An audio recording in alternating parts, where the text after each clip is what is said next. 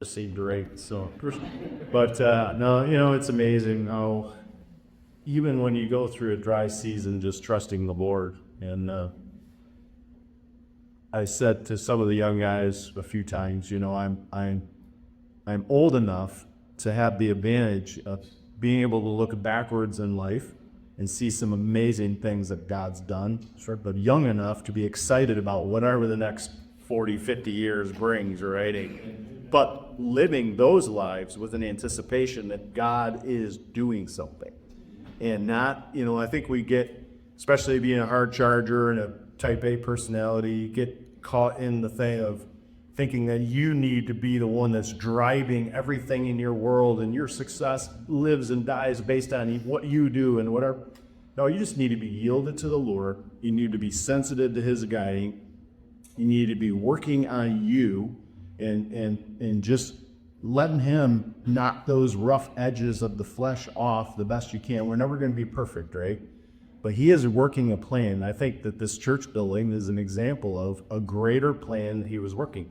We could have pulled resources together and went and bought something, but we didn't have, the money wasn't really there, but we could have forced it, but we didn't because God had a plan. And it's like with Ted and Carla, we met the first time with Gary and Ange down in, when they went to Mexico with them down in Arizona.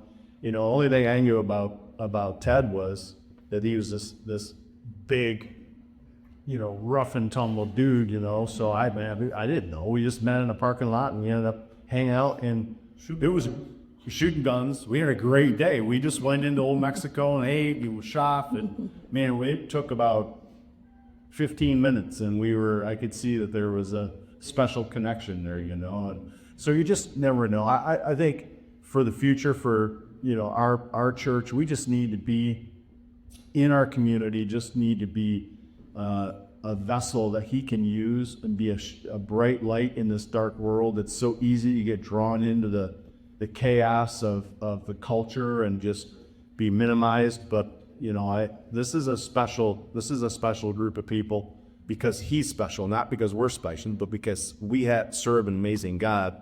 And this is just like Carla said, this is like the future is exciting, and I just want to make full proof of that ministry, and of Solid Rock Baptist Church and whatever that future brings. So, for his word.